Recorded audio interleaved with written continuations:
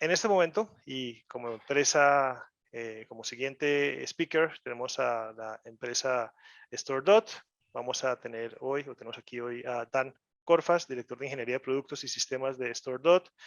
Él tiene más de 18 años de experiencia en las industrias aeroespaciales y de defensa, liderando complejos proyectos multidisciplinares desde el concepto hasta la producción y puesta en marcha. Hoy en día, Dan lidera los compromisos de StoreDot con las OEM de automoción, supervisa los requisitos de producto, el rendimiento, la integración, las pruebas y la fabricabilidad. Dan tiene un máster en Ingeniería de Sistemas por el Instituto Tecnológico de Technion.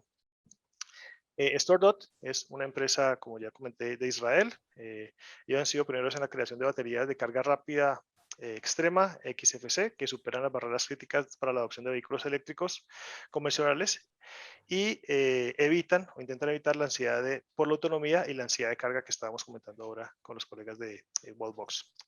La presentación de hoy es baterías de vehículos eléctricos de carga rápida extrema, preparando el camino hacia un futuro electrificado de cero emisiones.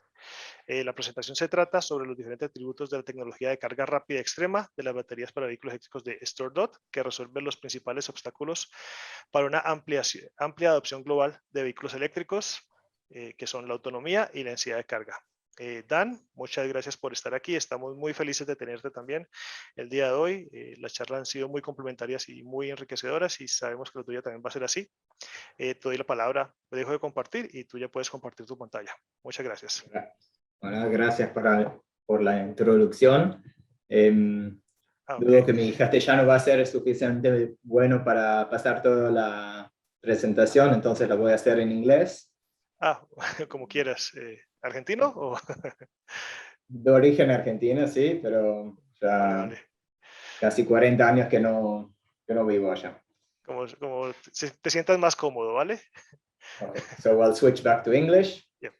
And, thank you very much. So I'll present the StoreDot and our XFC technology.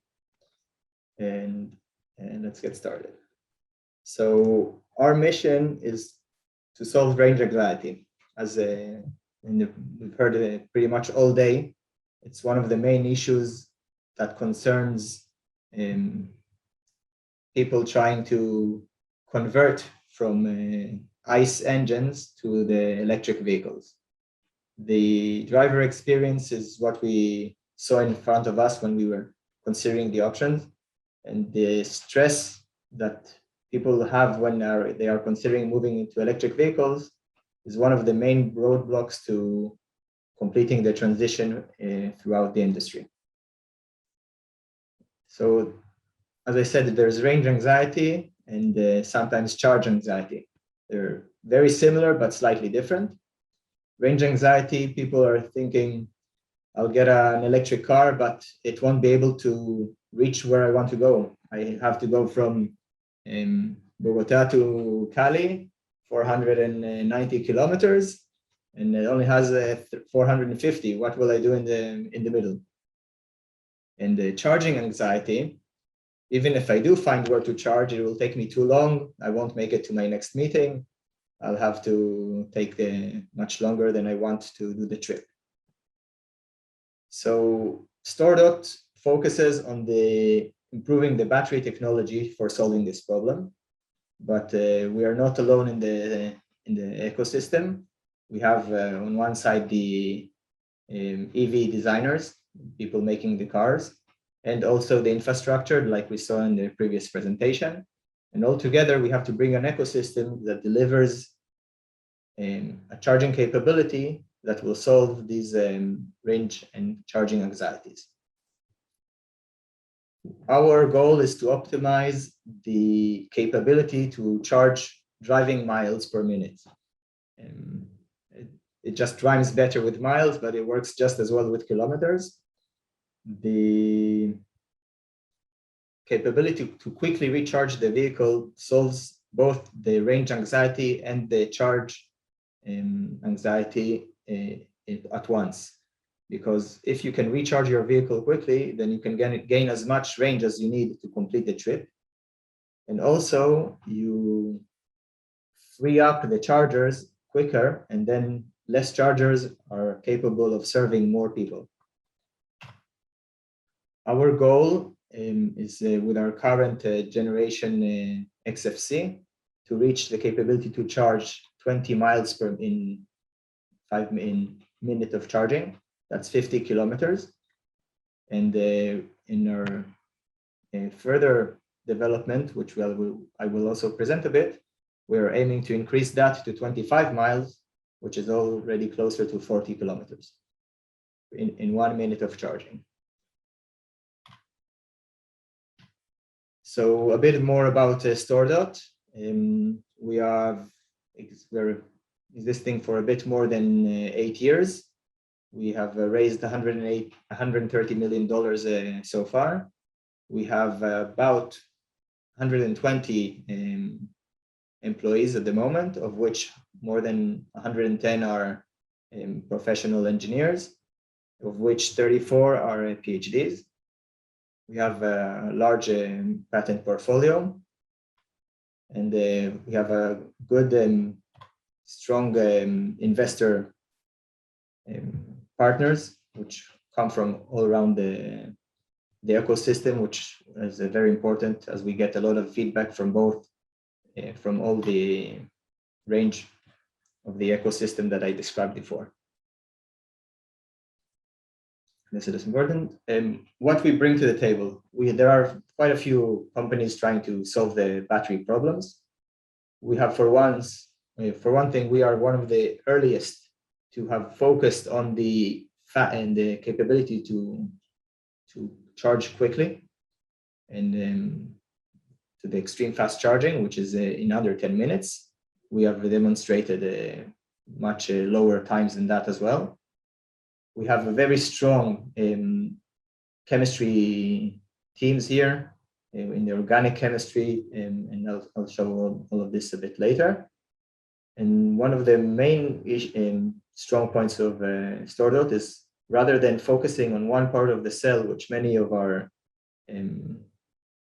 the companies in the industry try and do, to either improve just the anode, just the electrolyte with additives, and we have a concept where we try to always look at the entire cell system, and we have, when we touch one part, which is the anode or the cathode, we directly make sure that all the other parts are optimized to meet those changes all through the entire system, which is a holistic approach.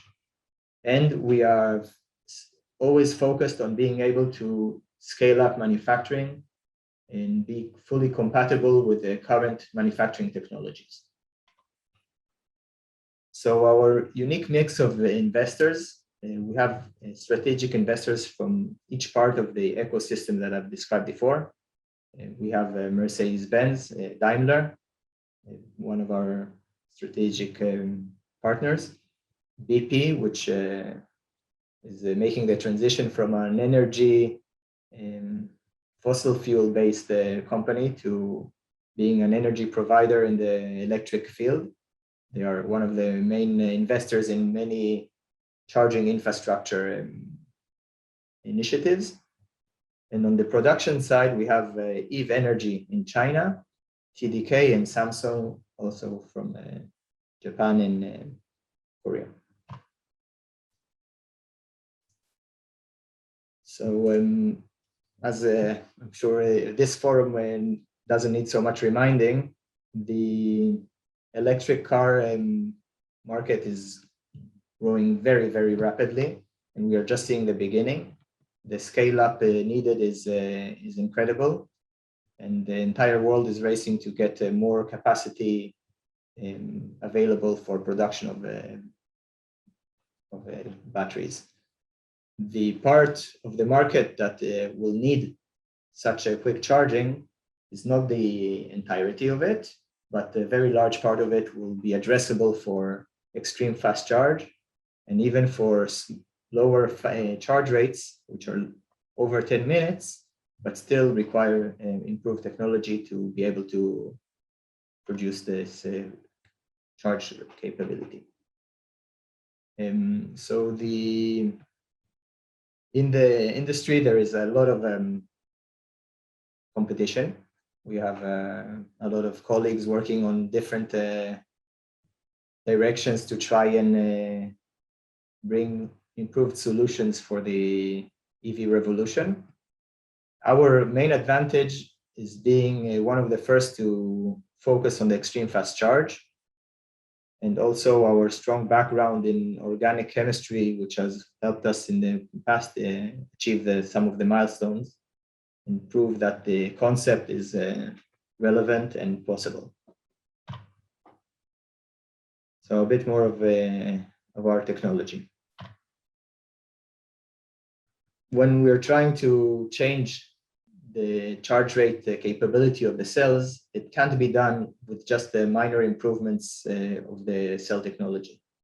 The lithium-ion cells that we all know from our cell phones and what is now used in most cars is pretty much unchanged from the early 90s. And the basic research is from the mid-1980s. So the development looks very impressive in numbers, but in actual chemistry, there was quite little improvement. And most of it was optimization of the same chemistry that was developed at the beginning, with the vast majority of improvement coming from scale up and large volume manufacturing that has reduced the price in a few orders of magnitude, which helped a lot with the adaptation of the technology. But if you want to fundamentally change the capability to charge quicker, you need to fundamentally change the chemistry in the cell. And what are the reasons that it can't be done so easily? Cells, when you charge them fast, they lose the retention and the energy quicker. They have less cycles. You have problems with temperature rise, and which causes safety concerns. Some of this grows from SCI growth, which is a kind of a solid layer that builds up on the electrodes and disturbs the chemistry from occurring as you'd want it. There are problems with at the atomic scale, of course, and also at the vehicle level, there are problems with receiving that much energy in such a short time. And also the cooling required for the entire cell pack, the cabling, the management of the cells, which are not all charging exactly always the same, and you need to balance the charge on each of the cells. And thus, this brings in new challenges at both the vehicle level and the cell and chemistry level. So this is where our holistic approach becomes very important. We mostly change the anode in order to achieve our goal of extreme fast charge, but changing the anode alone while leaving all the rest the same will not bring a cell which is feasible in the real world. It will either heat too quickly, it will either break down faster and not have a long enough life being used in the field. And so our capabilities in the chemical and organic chemistry and the system development are what enable us to look at the entire problems and then bring a solution which encompasses the entire cell. The basis of the XFC technology is replacing the graphite, which is used in the anode of most common lithium-ion cells. And the advantage of silicon is that it has almost 10 times more capacity than the graphite. You'd need 10 times less silicon, or with the same amount of silicon, you can have a cell that contains so much more charge and therefore can be a more compact cell.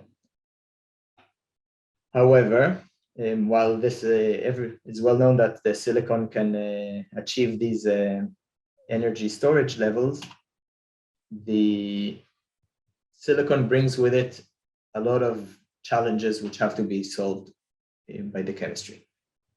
The silicon, when it charges, it grows at a much larger scale than graphite. While graphite has a few percent volume change, silicon has a 400% volume change. And when it discharges, it shrinks again. And this causes quite a few problems. One of them is that the silicon particles, because they enlarge and shrink again, they crack and fracture. They disconnect from the material and start floating off in the cell. And the protective layer, which is both harmful but also needed of a solid electrolyte interface, the SEI, keeps breaking up and reforming, and this eats up all the available chemistry in the cell, and thus shortens its life cycle. And as you can see on the arrows coming in from the sides, our dedicated chemistry teams are able to design special molecules and solutions to enable to attack all of these problems simultaneously. We add the special organic additives to the electrolyte that help either stabilize the SEI or to remove parts of it which are not needed. There are a lot of work on the size of the silicon particles and not only the size of the nanoparticles, but also if they are exactly spherical or in different shapes, the morphology, and different materials to hold it all together, binders. We have self-healing organic molecules that once the cell shrinks again, or the particles shrink again, they reform the connections and repair the mechanical stability of the cell. And all this together allows us to bring a silicon anode, which will enable the extreme fast charge. Our longer term project, which is the XED, which stands for extreme energy density, aims to not only bring the ability to charge quicker, but also to drastically improve the capacity of the cell and thus allow longer range travel on the same size battery in a vehicle. We are looking at we are developing a solid state battery or solid state cell with a few innovative directions, which is called a hybrid design. And we are in the early stages, but we believe we have a very innovative and interesting solution, which will bring the possibility to reach the goals we have set, which are to increase almost by 50% the capacity at the same volume and weight. The advantages of the solid state batteries are also at higher safety. There is no liquid to leak out or to burn if there's any accidents. And so this is one of the longer term projects, because not only the research is more recent, but also the manufacturing capabilities are less existent for solid state cells. We believe it's at least 6 years away, because to bring it to market, you need to build the factories that will build those cells. Whereas for the standard XFC, the infrastructure is already there, and cells being produced today only need to change the formulations used, and they can produce our XFC cells. On the scale up. So we have in-house in StoreDot, we have a pilot line where we can produce cells in StoreDot. We have a lot of analysis teams for quality control and for analyzing the reasons at the molecular level that the cells have performed. One of a kind data science division. We collect the data from all the cells we run and use machine learning algorithms to improve them. The ability to analyze data from so many thousands of cells and improve from the knowledge of all of them is something that is really helping us advance quicker. And one of the main focuses, and I think one of our greatest advantages, is our close partnership with one of the larger manufacturers in China, Eve Energy. We have already together brought to production our earlier proof of concept cells, and we have a joint venture with them to bring our next XFC batteries to full development and mass production. They are a large producer. They are producing cells from BMW currently and other Chinese companies. And we have a long and well-established relationship with them. We are also in the process of looking for other partners in other continents. Cells and automotive manufacturing specifically are very large and volume intensive processes, and so shipping is very difficult, and it's best to produce things as close to the end market as possible, which is the reason there are many factories all across the world for EVs or for vehicles, even in the older generation. And the same thing will be for cells, and it can be seen that the US and Europe are currently racing to build more cell production capacities, each in their respective territories. And so we are looking for partners to produce our cells together in those continents. And I believe that in the slightly longer term, South America will also be in that sphere of interest. Talked about our portfolios, our patent portfolio, and it's not only limited to the cells. We do have also IP regarding charging capabilities and infrastructure, but the majority is focused obviously on the chemistry and the cells. So we are planning and are en route to bring to market our silicon-based cells in 2024. We are talking to a few car manufacturers, and the longer-term solid-state cells for the 2028. The road to the XFC was not so easy. 9 years ago, when StoreDot started, I guess closer to 10, the industry was not ready to accept that such a quick charging is even possible. The possibility to charge cells in a few minutes was considered impossible. And so StoreDot had to slowly increase the size and display possibilities at larger scales.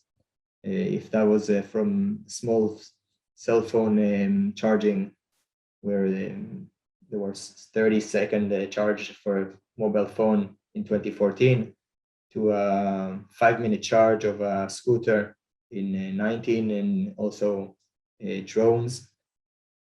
And then those cells from that, from those projects were scaled up at the mass manufacturing site at Eve Energy. All of this was the proof of concept that the XFC is both possible and manufacturable. The technology that was used for those cells is not directly relatable to the EV market, and so there was need to develop a next generation and adapt the technology so that it can be produced at larger volumes at cost competitive prices, because the base technology of their first generation was a bit less cost competitive. And so that is our main focus at the moment.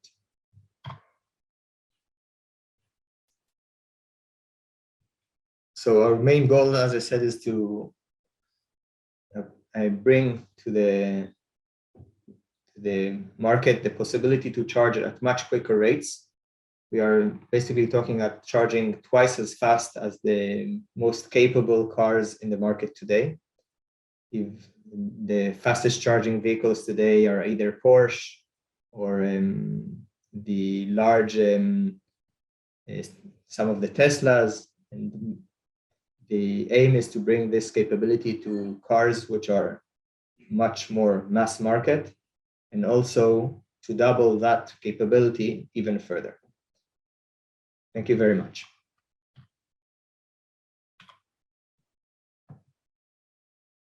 And if there are any questions, I'd be happy to answer. Thank you, Dan. Yes, well, we have one question here. Anyhow, if you guys want to make more questions, please write your questions in the Q&A below box or the chat box. Okay. Well, the question here, Dan, is why the boxes the boxes of the batteries are not in plastic, the cases. Yes. So the picture is an illustration. It's not our batteries. Actually, I have one here, and this is a mock-up of our cells. Let's see if the filter will allow us to see it. Unfortunately, not so much. There, if I put it in front of me. Yeah, exactly. That is one of our batteries, or cells actually, and it's a pouch, soft pouch type. We are also working on other form factors. We have cylindrical cells project and prismatic cells.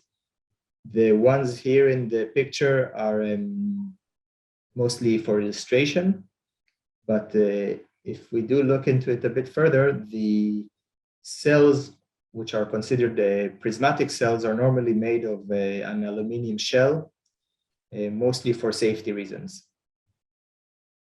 Okay. Okay. I'm going to switch to Spanish here to talk to the public. Bueno, ¿tenemos alguna pregunta? Sabemos que aquí hay gente que está trabajando también en temas de vehículos eléctricos. ¿Alguna pregunta específica, técnica también para Dan?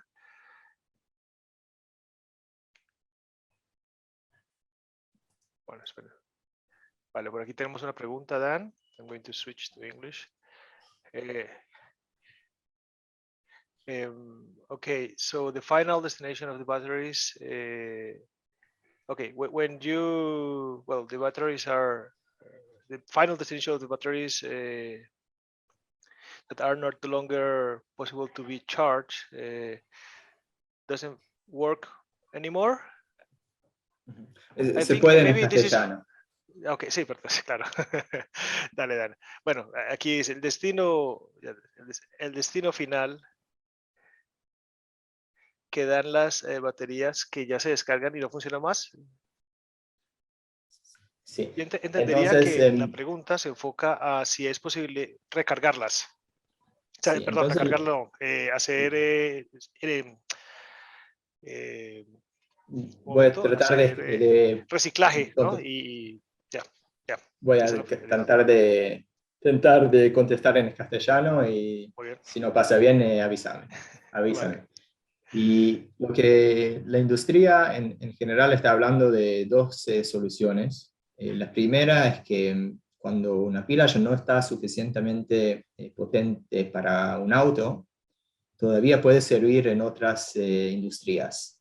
Lo que se llama ESS, Energy Storage Systems, que son pilas muy grandes para edificios o para la infraestructura eléctrica, donde se puede poner muchas pilas juntas, que donde la potencia de volumen o de peso no es tan importante.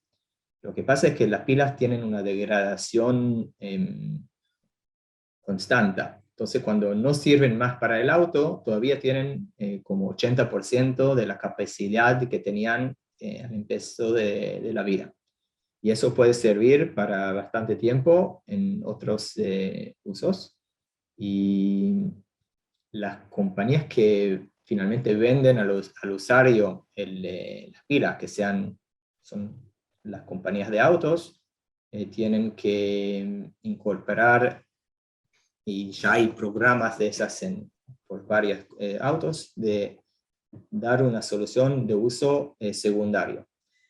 Después, más tarde en la vida de las pilas, ya no sirven más casi nada y hay que reciclarlas, y tenemos trabajos, estudios de cómo hacerlo de capacidad más eficaz para usar de nuevo las baterías y para conservar el environment. El medio ambiente. Muy bien. Sí, la palabra que estaba buscando era economía circular. Ya, era si estaban las baterías o tenían ustedes definido un ciclo de economía circular para las baterías. Bueno, pero yo creo que ya nos respondiste esta pregunta.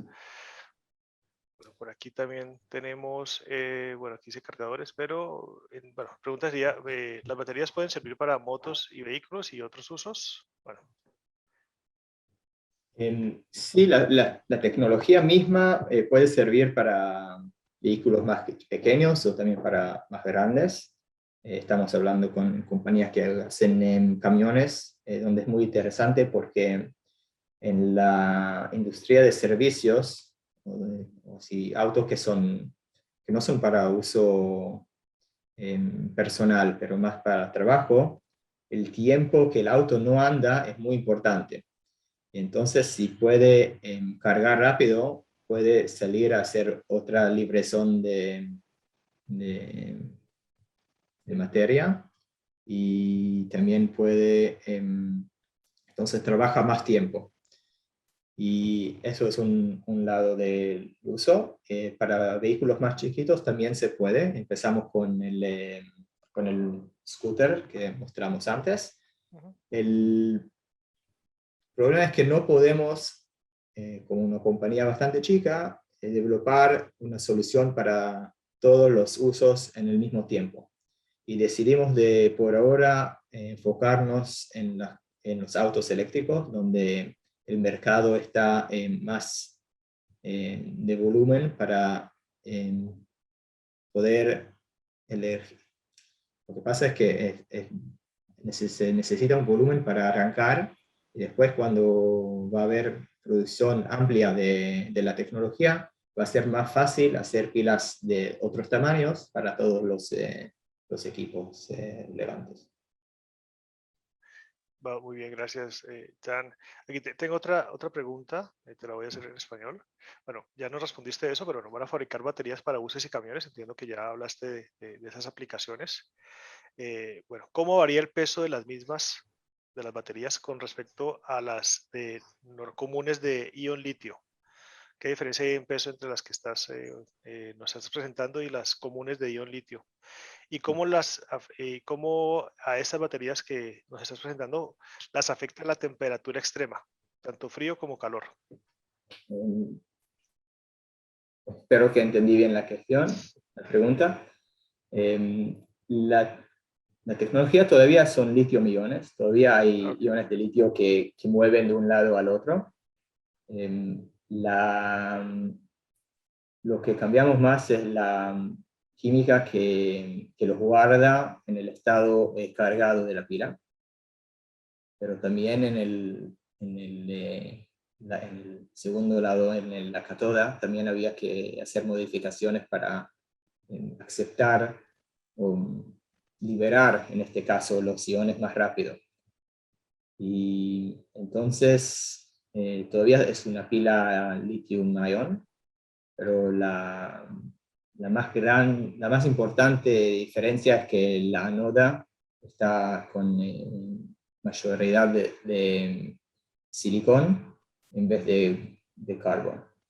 Y una de las partes más difíciles de diseñar una pila para cargar tan rápido es específicamente la temperatura, y serla así que puede cargar sin que la temperatura sube demasiado alto. La temperatura máxima que aceptan las pilas nuestras va a ser más o menos como las comunes de lithium-ion. El silicon tiene advantage. Ventaja. Sí.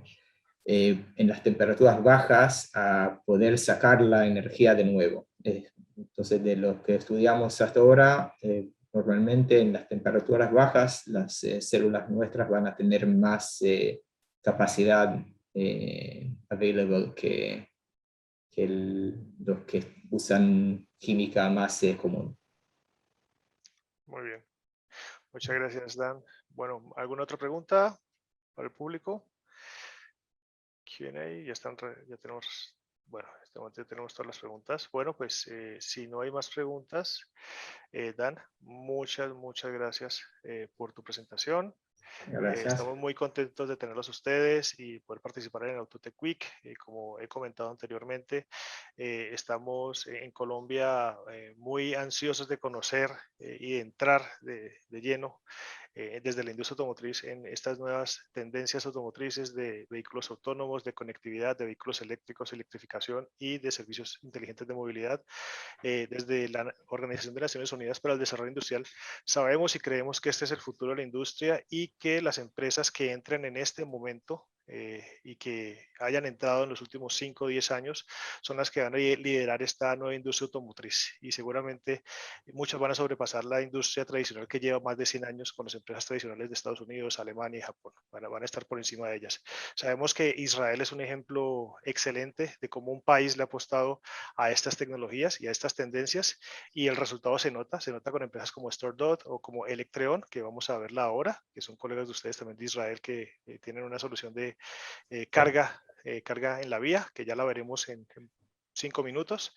Y bueno, nuestro interés con este evento es poder promover el conocimiento y entrar un poco más en detalle de todas estas tecnologías y también de cómo han hecho estas empresas y todos estos países. Y en este caso vuelvo a citar Israel porque para nosotros es una guía, ¿no?, de cómo deben hacerse las cosas para poder aprovechar estas nuevas tendencias que en este momento todavía los jugadores están apostando y todavía, digamos, no se han establecido los jugadores reales, ¿no? Hay muchas startups, hay muchas empresas apostando por esas tecnologías, hay muchos países que están intentando apostar por esa tecnología, y nosotros también, de hecho, de la mano con el gobierno colombiano y en este caso ProColombia, que también está buscando nuevas áreas de inversión en el país, pues estamos buscando, digamos, por dónde podría la industria automotriz crecer y seguir creciendo en Colombia. Y pues hemos visto que estas tendencias son pues una buena manera de poder, digamos, ampliar el alcance de la industria tradicional que ya tenemos, que es una industria tradicional de fabricación de partes metálicas, plásticos, asientos, de los vehículos tradicionales y algunas motos que se ensamblan y vehículos que se ensamblan en el país. Bueno, Dan, muchas gracias. Gracias. Últimas palabras, si Mucho quieres, gusto. y cerramos la sesión. Muchas gracias. Bueno, Ya. muy bien. Te invitamos a seguir si quieres en la conferencia. Bueno, entonces en este momento vamos a dar espera. Faltan 4 minutos para la siguiente charla. Entonces vamos a dar un receso de 4 minutos para que puedan ir al baño o puedan tomar algo. Y ya volvemos a las 10:15 en punto. ¿Vale? Los esperamos en 4 minutos.